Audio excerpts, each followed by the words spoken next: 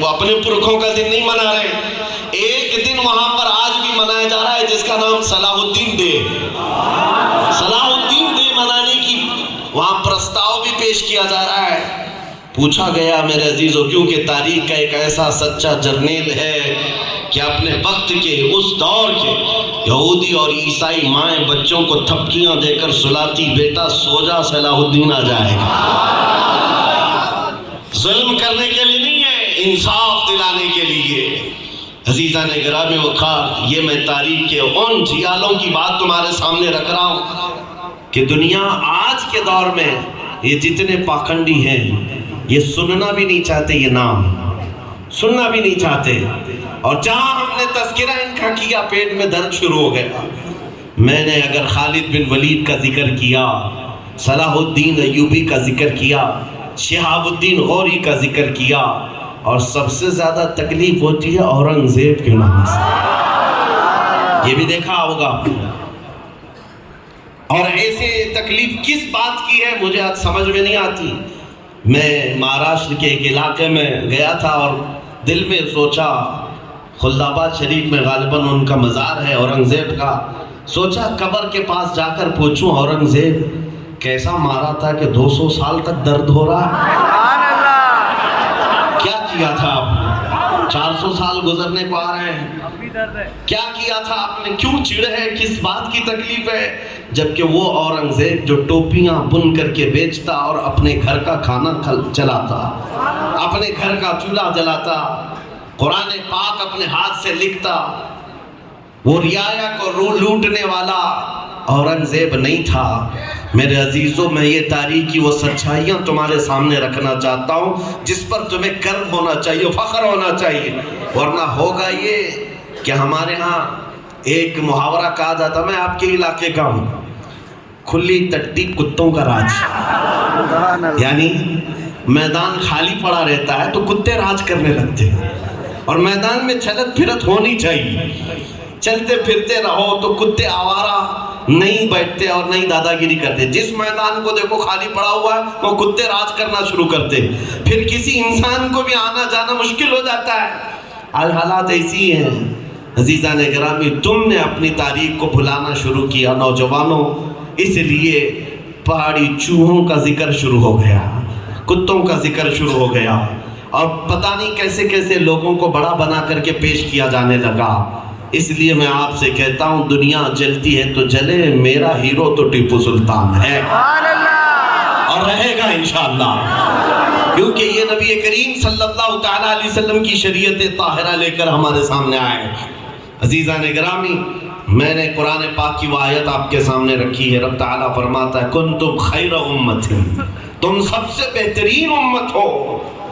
یہ کون کہہ رہا ہے؟ جس نے ہمیں پیدا کیا. اس سے بڑی سرٹیفکیٹ اور کچھ چاہیے ہمیں؟ ہمارا مولا جس نے ہمیں پیدا کیا. اب میں آپ سے پوچھتا ہوں میرے عزیزو، پیدا کس نے کیا؟ اللہ نے. رزق کون دے رہا ہے؟ پال کون رہا ہے؟ موت کون دینے والا ہے؟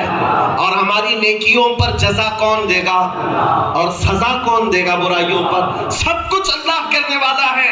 تو اسی کی سرٹیفکیٹ سب سے اہمیت رکھتی ہے، اور وہ مولا کہہ رہا ہے تم سب سے بہترین امت، کنتم خیر امت، تم سب سے بہترین امت ہو.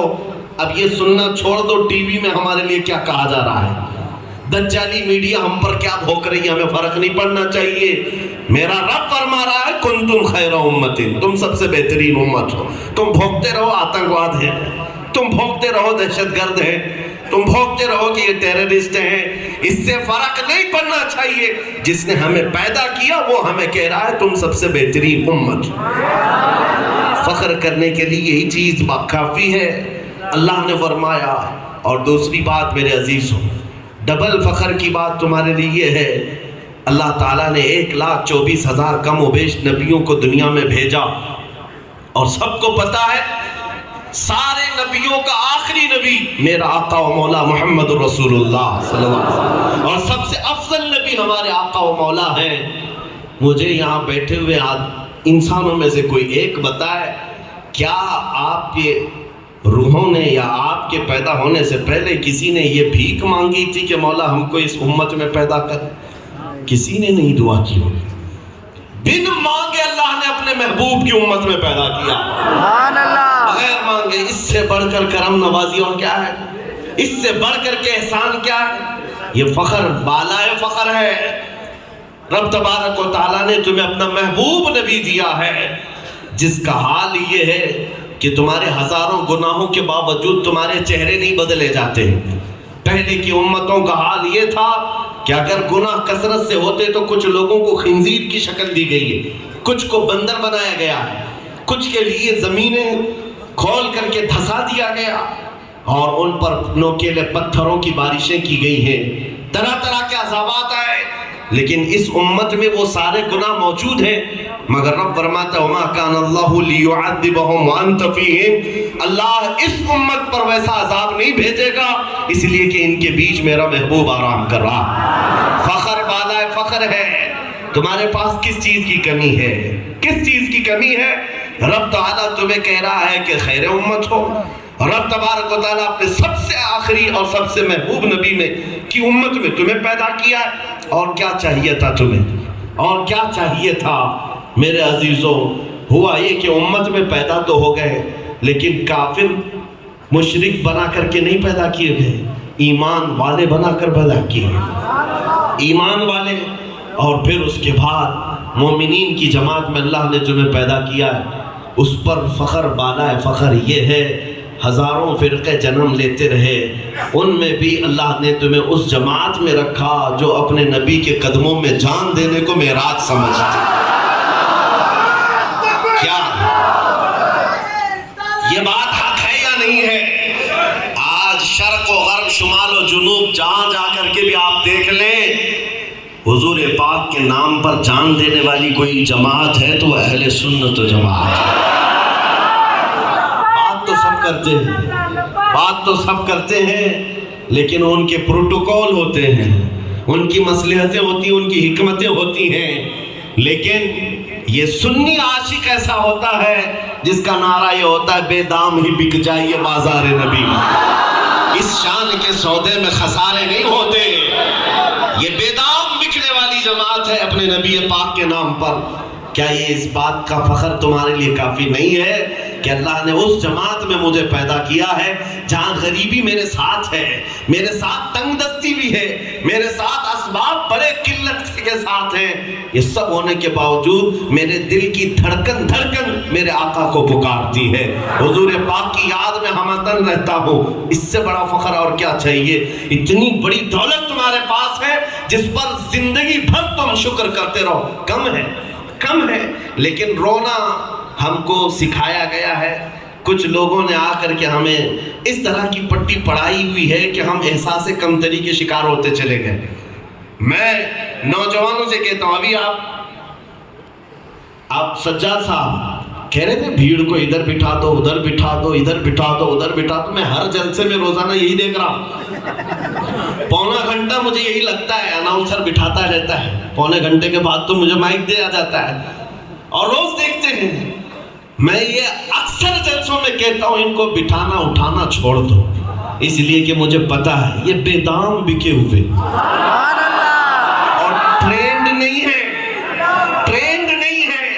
دنیا کی فوجوں کو, دنیا کی ملٹری کو سنبھالا جا سکتا ہے, مصطفیٰ کے دیوانوں کو کون سنبھالے؟ 35,000 ایک چھوٹی قلت ہے. توجہ, 35,000 کی تعداد ہے کس کی؟ جو وقت کے سپر پاور دادا امریکہ اور اسرائیل سے لڑنے والے غزہ کے مسلمانوں کی پریشان ہو کر رہ گئے.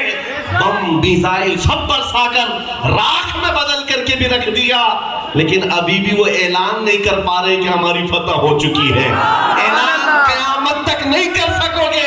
ارے وہاں کے 5 سال کے بچے میں بھی جوش اتنا ہے, وہ کہتے ہیں آخری سانس تک ہم فلسطین کی زمین پر رہیں گے. نبی پاک کے دیوانوں سے الجھا کون ہے؟ تاریخ کی سچائیاں بتاتی ہیں کہ گھبرا گئی ہے گردش دوراں کبھی کبھی, دیوان گانے عشق محمد کو دیکھ کر گھبرا گئی ہے گردش دوراں کبھی کبھی.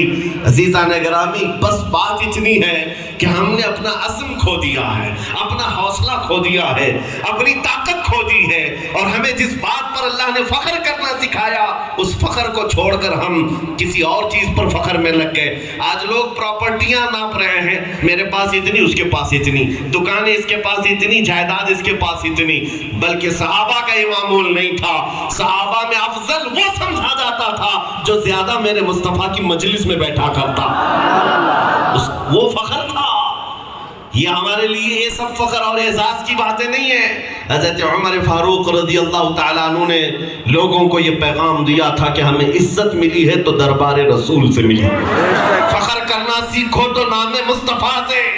میں نے شروعات تمہید آپ کے سامنے باندھی یہی کہنے کے لیے، گننا رات میں جا کر کے مولا نے مجھے کیا کیا دیا ہے، اور میں کیا سوچے بیٹھا ہوا تھا، میں کیا سوچے بیٹھا ہوا تھا۔ مجھے تو ایسا لگ رہا تھا ہمارے پاس کچھ نہیں ہے، ہمارے پاس کچھ نہیں ہے، اور پٹی پڑھانے والوں نے یہی پڑھایا ہے، تمہارے پاس کچھ